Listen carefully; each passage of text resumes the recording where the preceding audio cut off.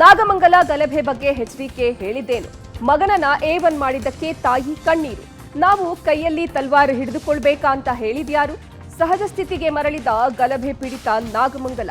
ಕರ್ತವ್ಯ ಲೋಪದಡಿ inspector suspend. ಗಲಭೆ ವಿಚಾರದಲ್ಲಿ ರಾಜಕೀಯ ಸರಿನಾ ಅಂದ್ರು ಪರಮೇಶ್ವರ್. ಟೌನ್ ಹಾಲ್ನಲ್ಲಿ ಗಣೇಶನನ್ನೇ ಅರೆಸ್ಟ್ ಮಾಡಿದ್ಯಾಕೆ ಪೊಲೀಸರು? ಇದರ ಜೊತೆ ಇನ್ನಷ್ಟು ಸುದ್ದಿಗಳನ್ನ ನೋಡ್ತಾ ಹೋಗೋಣ ಕರ್ನಾಟಕ ಟಾಪ್ 20ಯಲ್ಲಿ. ನಾಗಮಂಗಲ ಗಲಭೆಯಲ್ಲಿ ಹಿಂದೂಗಳೇ ಟಾರ್ಗೆಟ್ ಆಗಿದ್ದಾರೆ. ಗಣೇಶ ಕೂರಿಸಿದವರನ್ನೇ ಪೊಲೀಸರು A1 ಮಾಡಿದ್ದಾರೆ ಅಂತ ಕೇಂದ್ರ ಸಚಿವ ಎಚ್ ಡಿ ಕುಮಾರಸ್ವಾಮಿ ಗಂಭೀರ ಆರೋಪ ಮಾಡಿದ್ದಾರೆ. ಪೊಲೀಸರ ಲೋಪವನ್ನ ಮುಚ್ಚಿಕೊಳ್ಳೋಕೆ ಸಿಕ್ಕವರನ್ನ ಬಂಧಿಸಿದ್ದಾರೆ. ನಾಗಮಂಗಲ ಗಲಭೆ ಕಾಂಗ್ರೆಸ್ ಪ್ರಾಯೋಜಿತ ಅಂದಿದ್ದಾರೆ. ಒಂದು ಸಮುದಾಯದ ಓಲೈಕೆಗಾಗಿ ಕಾಂಗ್ರೆಸ್ ಕೆಲಸ ಮಾಡ್ತಾ ಇದೆ. ನಿಜವಾದ ಗಲಭೆಕೋರರ ಮೇಲೆ ಕ್ರಮ ತೆಗೆದುಕೊಳ್ಬೇಕು ಅಂತ ಆಗ್ರಹಿಸಿದ್ರು. ಮಸೀದಿ ಬಳಿ 10 ನಿಮಿಷ ಡ್ಯಾನ್ಸ್ ಮಾಡೋಕೆ ಬಿಟ್ಟವರು ಯಾರು? ಆಗ ಪೊಲೀಸರು ಏನ್ ಮಾಡ್ತಾ ಇದ್ರು ಅಂತ ಪ್ರಶ್ನಿಸಿದ್ದಾರೆ. ಜೊತೆಗೆ ಅಮಾಯಕರನ್ನ ಬಂಧಿಸಿರೋದು ತಪ್ಪು. ಆ ಅಮಾಯಕರು ಜೈಲಿಂದ ಬರುವುದು ಯಾವಾಗ? ಡಿಜೆ ಹಳ್ಳಿ ಕೆಜೆ ಹಳ್ಳಿಯ ಗಲಭೆಯ ಸ್ಪಾನ್ಸರ್ ಕಾಂಗ್ರೆಸ್ ನಾಯಕರು. ಈ ರೀತಿ ನಾಗಮಂಗಲದಲ್ಲೂ ಆಗ್ಬೇಕಾ ಅಂತ ಪ್ರಶ್ನಿಸಿದ್ದಾರೆ. ನಿಜವಾದ ಗಲಭೆಕೋರರು ಇದ್ದಾರೆ, ಅವರ ಮೇಲೆ ಕ್ರಮ ತೆಗೆದುಕೊಳ್ಳಿ ಅಂತ ಆಗ್ರಹಿಸಿದ್ರು.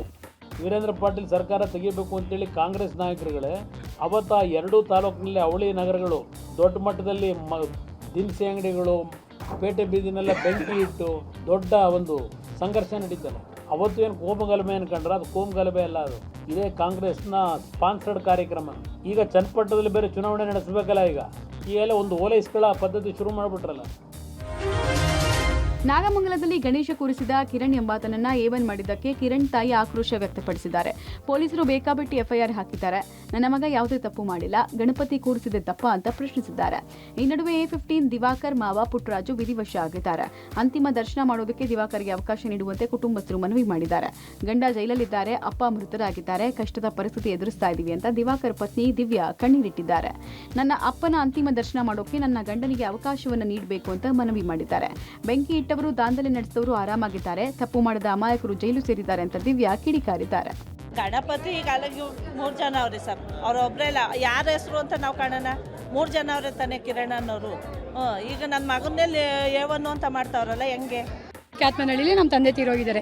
ಈಗ ನಮ್ಮ ತಂದೆನ ಅವ್ರನ್ನ ನೋಡೋಕೆ ಅವಕಾಶ ಮಾಡಿಕೊಟ್ರೆ ನಮ್ಮ ಜೊತೆನೇ ಕರ್ಕೊಂಡು ಹೋದ್ರೆ ನಾವೇ ಕಾರ್ ಮಾಡಿ ಕರ್ಕೊಂಡೋಗಿ ಕರ್ಕೊಂಡ್ಬಿಡ್ತೀವಿ. ನಮ್ಗೆ ಅಷ್ಟು ಅವಕಾಶ, ನಮಗೆ ಪೊಲೀಸ್ ಅವ್ರ ಜೊತೆ ಕೈದಿಗಳ ಜೊತೆ ಬೇಡ. ಈಗ ಈ ವಿಷಯ ಕೇಳೋ ತಂದೆನ ಕಳ್ಕೊಂಡಿದ್ದೀನಿ, ತಿರ್ಗಾ ಬೇರೆಯವ್ರನ್ನ ಕಳ್ಕೊಳ್ಳೋಕೆ ನನಗೆ ಇಷ್ಟ ಇಲ್ಲ ಸರ್. ನಮ್ಮ ಜೊತೆನೇ ಕಳಿಸ್ಬೇಕು ಅಂತ ನಾನು ಕೇಳ್ಕೊತಾ ಇದ್ದೀನಿ ಸರ್. ಮುಸ್ಲಿಮರ ಕೈಯಲ್ಲಿರುವ ಪೆಟ್ರೋಲ್ ಬಾಂಬ್ ತಲ್ವಾರ್ ಕಿತ್ಕೊಳ್ಳಿ, ಇಲ್ಲದೇ ಇದ್ರೆ ನಾವು ಕೈಯಲ್ಲಿ ಪೆಟ್ರೋಲ್ ಬಾಂಬ್ ತಲ್ವಾರ್ ಹಿಡಿದುಕೊಳ್ತೀವಿ ಅಂತ ಸರ್ಕಾರಕ್ಕೆ ಮಾಜಿ ಸಂಸದ ಪ್ರತಾಪ್ ಸಿಂಹ ಎಚ್ಚರಿಕೆ ನೀಡಿದ್ದಾರೆ. ಮೈಸೂರಿನಲ್ಲಿ ಮಾತನಾಡಿದ ಮಾಜಿ ಸಂಸದ ಪ್ರತಾಪ್ ಸಿಂಹ, ಗಣೇಶನ ಮೆರವಣಿಗೆಯಲ್ಲಿ ಪೆಟ್ರೋಲ್ ಬಾಂಬ್ ತಲ್ವಾರ್ ಹಿಡಿದುಕೊಳ್ತೀವಿ, ಅಮಾಯಕ ಹಿಂದೂಗಳ ಬಂಧನ ಆದರೆ ನಾವು ಸುಮ್ಮನಿರಲ್ಲ, ಗಲಾಟೆ ಶುರು ಮಾಡಿದವರ ಮೇಲೆ ಕಠಿಣ ಕ್ರಮ ಆಗಬೇಕು ಅಂತ ಒತ್ತಾಯಿಸಿದ್ದಾರೆ. ಇನ್ನು ಸಂಸದ ತೇಜಸ್ವಿ ಸೂರ್ಯ ಮಾತನಾಡಿ, ಕಾಂಗ್ರೆಸ್ ಸರ್ಕಾರ ಬಂದಾಗ ಟಿಪ್ಪು ಔರಂಗಜೇಬನ ಸಂತತಿ ಹುಟ್ಟುತ್ತೆ ಅಂತ ಹೇಳಿದ್ದಾರೆ. ಹಿಂದೂ ಕಾರ್ಯಕರ್ತರ ಮೇಲೆಯೇ ಕೇಸ್ ಹಾಕಿರೋದು ಯಾಕೆ? ಗಣೇಶ ಕೂರಿಸೋದಕ್ಕೂ ಕರ್ನಾಟಕದಲ್ಲಿ ಸಾಧ್ಯ ಇಲ್ವಾ ಅಂತ ಪ್ರಶ್ನೆ ಮಾಡಿದ್ದಾರೆ. ಜೊತೆಗೆ ಗಣೇಶ ಕೂರಿಸಿದ್ರೆ ಬೆಂಕಿ ಹಾಕಿಸಿ ಕಲ್ಲು ಹೊಡಿಸ್ತಾ ಇದ್ದೀರಾ ಅಂತ ಸರ್ಕಾರದ ವಿರುದ್ಧ ವಾಗ್ದಾಳಿ ನಡೆಸಿದ್ದಾರೆ. ಮುಸಲ್ಮಾನರ ಪೆಟ್ರೋಲ್ ಬಾಂಬು, ತಲವಾರು, ಕಲ್ಲು ಇವುಗಳಿಂದ ರಕ್ಷಣೆ ಕೊಟ್ಟಿಲ್ಲ ಅಂತಂದ್ರೆ ನಮ್ಮನ್ನು ನಾವು ರಕ್ಷಣೆ ಮಾಡ್ಕೊಳ್ಳೋಕೆ ಗಣೇಶೋತ್ಸವ ಮೆರವಣಿಗೆಯಲ್ಲಿ ನಾವು ಕೈಯಲ್ಲಿ ಪೆಟ್ರೋಲ್ ಬಾಂಬು, ತಲವಾರ ಹಿಡ್ಕೊಂಡು ಬರಬೇಕಾಗುತ್ತೆ. ನಮ್ಮ ಗಣೇಶೋತ್ಸವದ ಮೇಲೆ, ಮೆರವಣಿಗೆ ಮೇಲೆ ಕಲ್ಲು ಬಿಸಾಡಿರೋರು, ಚಪ್ಪಲಿ ಬಿಸಾಡಿರುವಂಥವ್ರು, ಪೆಟ್ರೋಲ್ ಬಾಂಬ್ ಹಾಕಿರೋರು ಮುಸಲ್ಮಾನರು. ಅವ್ರ ಮೇಲೆ ಕಠಿಣ ಕ್ರಮ ಕೈಗೊಳ್ಳಬೇಕೇ ಹೊರತು ಅದಕ್ಕೆ ಪ್ರತಿಕ್ರಿಯೆ ಕೊಟ್ಟಿರುವಂತಹ ಹಿಂದೂಗಳ ಮೇಲೆ ಕೇಸ್ ಹಾಕುವಂಥದ್ದು, ಅವ್ರಿಗೆ ಹಿಂಸೆ ಕೊಡುವಂಥದ್ದು ಮಾಡ್ತು ಅಂತಂದ್ರೆ ನಾವು ಸ್ಟೇಷನ್ಗೂ ಬರ್ತೀವಿ, ಜೈಲಿಗೆ ಹಾಕಿದ್ರೆ ಜೈಲ್ ಹತ್ರಕ್ಕೂ ಕೂಡ ನಾವು ಬರ್ತೀವಿ. ಕರ್ನಾಟಕದಲ್ಲಿ ಕಾಂಗ್ರೆಸ್ ಸರ್ಕಾರ ಯಾವಾಗ ಅಧಿಕಾರಕ್ಕೆ ಬಂದಿದೆಯೋ ಆ ಎಲ್ಲಾ ಸಂದರ್ಭದಲ್ಲೂ ಕೂಡ ಈ ಟಿಪ್ಪು ಮತ್ತೆ ಔರಂಗಜೇಬ್ನ ಸಂತತಿಗಳು ಕರ್ನಾಟಕದಲ್ಲಿ ರಾತ್ರೋರಾತ್ರಿ ಚಿಗುರೊಡಿತಾರೆ. ಈ ಹಿಂದೂ ಹುಡುಗರ ಮೇಲೆ ಇವತ್ತು ಕೇಸ್ ಹಾಕಿದ್ದೀರ ಸರ್. ಕರ್ನಾಟಕದಲ್ಲಿ ಸಂವಿಧಾನದ ಪ್ರಕಾರ ಸರ್ಕಾರ ನಡೀತಾ ಇರೋದು, ಶರಿಯಾ ಪ್ರಕಾರ ನಡೀತಾ ಇರೋದು ಸರ್ಕಾರ ಇಲ್ಲಿ.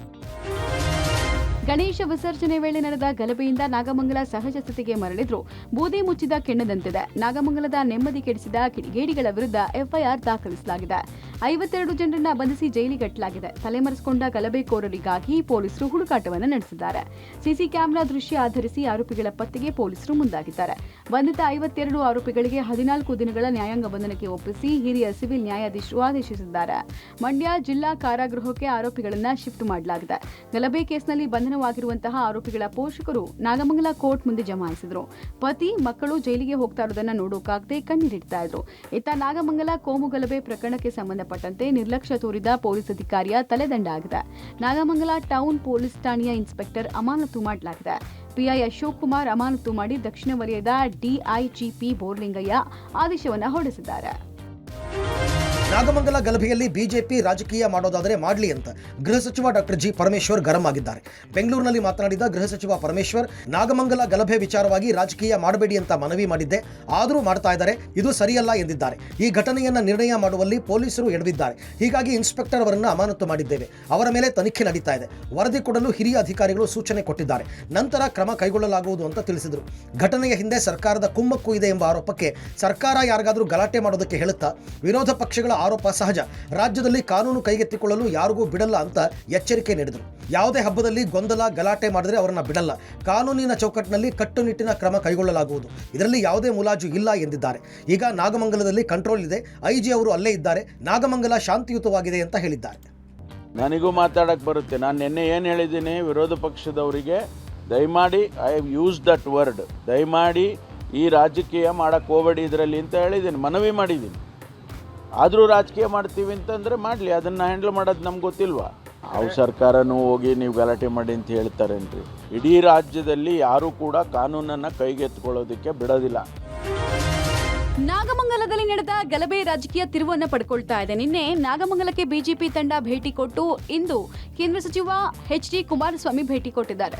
ಗಲಭೆಯಲ್ಲಿ ಹಾನಿಗೆ ಒಳಗಾದ ಅಂಗಡಿ ಮುಂಗಟ್ಟುಗಳಿಗೆ ಭೇಟಿ ಕೊಟ್ಟು ಪರಿಶೀಲನೆ ನಡೆಸಿದರು.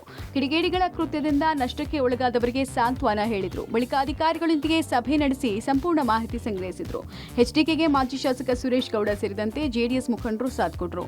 ಬಳಿಕ ಸುದ್ದಿಗೋಷ್ಠಿ ನಡೆಸಿದ ಕುಮಾರಸ್ವಾಮಿ, ಕಳೆದ ವರ್ಷವೂ ಇಲ್ಲಿ ಗಲಾಟೆ ಆಗಿತ್ತು, ಈಗ ಮೆರವಣಿಗೆ ಆಗುವ ಸಂದರ್ಭದಲ್ಲಿ ಮುಂಜಾಗ್ರತಾ ಕ್ರಮವನ್ನು ಕೈಗೊಳ್ಳಬೇಕಾಗಿತ್ತು.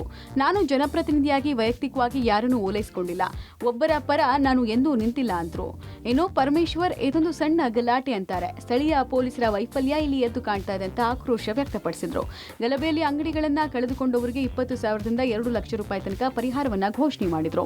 ಇಲ್ಲಿ ನಮ್ಮ ಗೃಹ ಸಚಿವರು ಹೇಳ್ತಾರೆ ಸಣ್ಣ ವಿಷಯ, ಇದನ್ನ ಏನು ಅಂತ ಮಹತ್ವ ಕೊಡಬೇಕಾಗಿಲ್ಲ ನಾವು, ಇದನ್ನ ಅವ್ರು ಹೇಳ್ತಾ ಇದ್ದಾರೆ. ಆಕಸ್ಮಿಕವಾದಂತ ಒಂದು ಘಟನೆ ಇದು ಅಂತ ಹೇಳಿ ಮೆರವಣಿಗೆ ಬಂದ ಮೇಲೆ ಅವರಿಗೆ ರಕ್ಷಣೆ ಕೊಡಬೇಕಾದಂಥದ್ದು ನಿಮ್ಮ ಜವಾಬ್ದಾರಿ.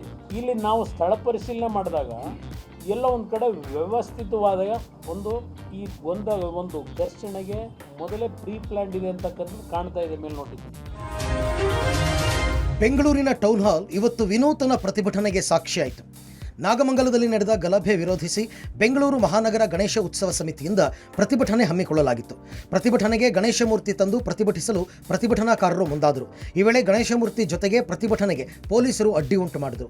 ಗಣೇಶನ ಮೂರ್ತಿಯನ್ನು ಕಿತ್ತುಕೊಳ್ಳಲು ಪೊಲೀಸರು ಮುಂದಾದರು. ಈ ವೇಳೆ ಪೊಲೀಸರು ಹಾಗೂ ಪ್ರತಿಭಟನಾಕಾರರ ಮಧ್ಯೆ ಮಾತಿನ ಚಕಮಕಿಯೂ ನಡೆಯಿತು.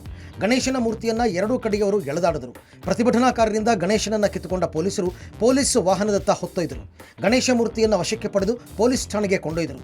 ಪೊಲೀಸರ ಕ್ರಮಕ್ಕೆ ವ್ಯಾಪಕ ಆಕ್ರೋಶವೂ ವ್ಯಕ್ತವಾಯಿತು.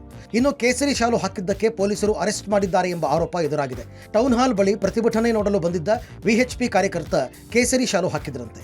ಈ ವೇಳೆ ಪೊಲೀಸರು ತಮ್ಮನ್ನು ವಶಕ್ಕೆ ಪಡೆದಿದ್ದು ಕೇಸರಿ ಶಾಲು ಹಾಕೋದು ತಪ್ಪಾ ಅಂತ ಪ್ರತಿಭಟನಾಕಾರ ರತ್ನಾಕರ ಭಟ್ ಪ್ರಶ್ನಿಸಿದ್ದಾರೆ. ಪ್ರತಿಭಟನೆ ಮಾಡೋದು ನಮ್ಮ ಮೂಲಭೂತ ಹಕ್ಕು. ನಮ್ಗಾಗಿರುವಂತ ಅನ್ಯಾಯವನ್ನ ನಾವು ಪ್ರಶ್ನೆ ಮಾಡೋದಕ್ಕೆ ಬಂದ್ರೆ, ಶಾಂತಿಯುತವಾಗಿ ನಾವು ಪ್ರತಿಭಟಿಸೋದಕ್ಕೆ ಬಂದ್ರೆ ದೌರ್ಜನ್ಯ ನಡೀತಾ ಇದೆ. ಇಲ್ಲಿ ಕಠಿಣ ಕ್ರಮ ತಗೊಳ್ಳಿ ಅಂತ ಹೇಳ್ತಾ ಇದೀವಿ. ನಾವೇನು ಯಾರು ಇಲ್ಲಿ ಬಂದು ನಾವೇನು ದೇಶದ್ರೋಹದ ಕೆಲಸ ಮಾಡ್ತಾ ಇಲ್ವಲ್ಲ. ಹಿಂಗೆ ಅಂತ ಪ್ರತಿಭಟನೆ ನೋಡಕ್ ಬಂದಂತವ್ರು ವಶಕ್ಕೆ ಮಾಡಿದ್ರೆ ಪೊಲೀಸ್ ಸರ್ ಹೇಳ್ಬೇಕು ಸರ್, ನಮಗೆ ದೇರ್ ದ ಫೋರ್ಸಸ್ ಸಭೆ ನೋಡ್ಲಿಕ್ಕೆ ಬಂದಂತವ್ರು ಹಾಗೆ ಆಗ್ಲಿಕ್ಕೆ ಐ ಶುಡ್ ಬಿ ಇನ್ವೈಟೆಡ್.